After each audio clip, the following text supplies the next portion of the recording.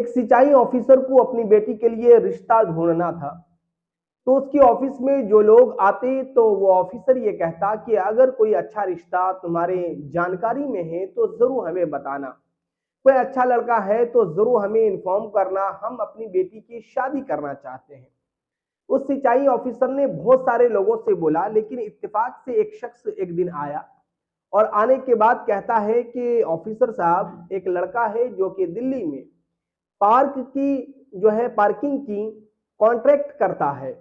तो उस ऑफिसर ने कहा कि वो लड़का कैसा है? तो उस आदमी ने कहा कि वो अच्छे खानदान का है, अच्छे घराने का है और खूबसूरत लड़का है और अच्छा इनकम भी है उसका। तो बिल आखिर बातें चली, वार्तालाप हुआ, वार्तालाप होने के बाद शादी तक मामला पहुंच गया और शादी हो गई।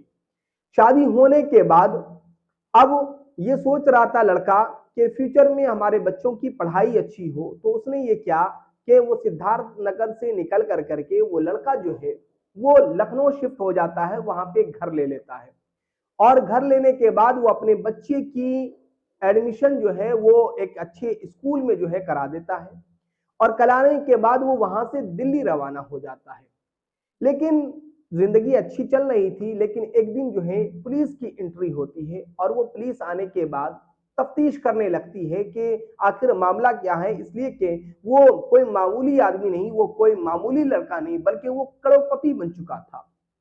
फिर उसके बाद जब पुलिस तफ्तीश करती है तो वो लड़का पकड़ा जाता है और पकड़ाने के बाद जो है वो ये पता चलता है कि वो लड़का वो कार की पार्किंग नहीं करता था, बल्कि जो है वो एक चोर था जो कि तकरीबन 20 साल से 200 घर की चोरी कर चुका था।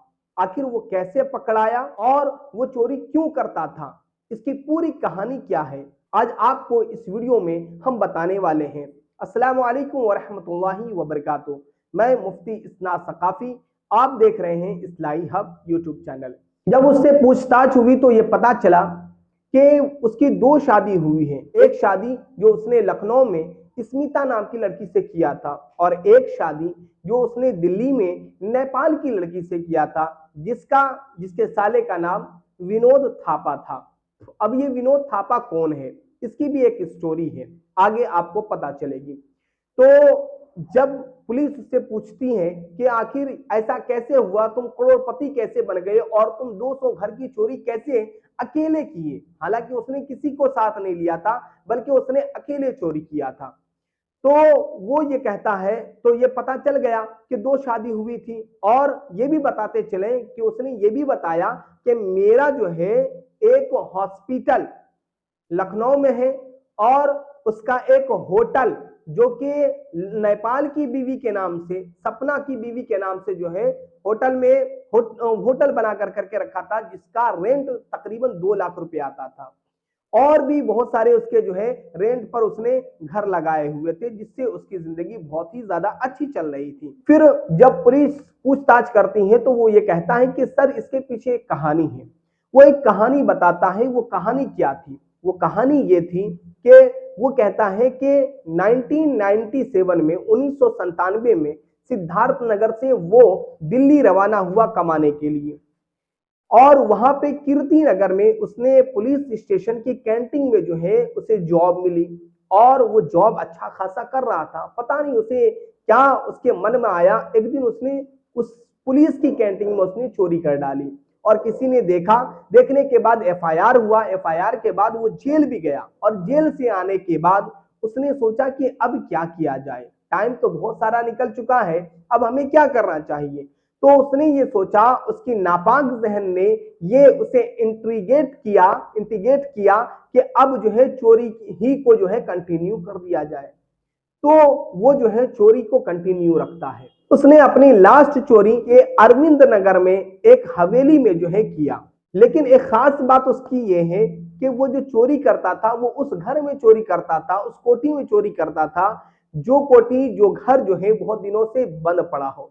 वो ये पता कैसे करता था? वो पता इस तरह करता था कि पेपर जो है, पेपर घर में जो है पेपर अंदर का बाहर नहीं हुआ हो, या जिस घर में बहुत ज्यादा जाला लग गया हो, या फिर जो है वो घर जो है वो उस घर के इर्द गिर्द जितने पेड़ हैं उस पेड़ को नहीं काटा गया हो। वो इन तमाम अलामतों से ये पता चलाता था कि अब ये घर बंद है, ये कोठी बंद है, ये सही वक्त है इसमें चोरी करने का। वो चोरी करने के लिए गया तो दरवाजा तोड़ने के वक्त जो है वो बेहोश हो गया, उसे चोट लग गई। कुछ देर के बाद उठा, फिर उसने चोरी का काम अंजाम दिया। कुछ देर के बाद, कुछ टाइम के बाद जो है, कुछ दिनों के बाद जो है वो घर वाले आते हैं और देखते हैं कि आखिर मामला क्या है, हमारा तो सारा सामान गायब हो चुका है। और वहां पे कुछ जो है उसे ब्लड का स्पॉट मिलता है, कुछ धब्बा मिलता है, तो ये पहचान जाते हैं कि हमारे घर में चोरी हुई है।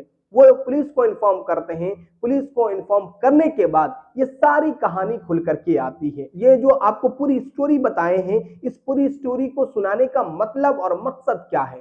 मकसद ये है कि जब भी हम अपना रिश्ता, अपनी बेटी का या बेटे का रिश्ता ढूंढे तो हम जो है बहुत ही ज्यादा तफ्तीश कर करके ढूंढे, बहुत ही ज्यादा सोच समझ कर करके ढूंढे।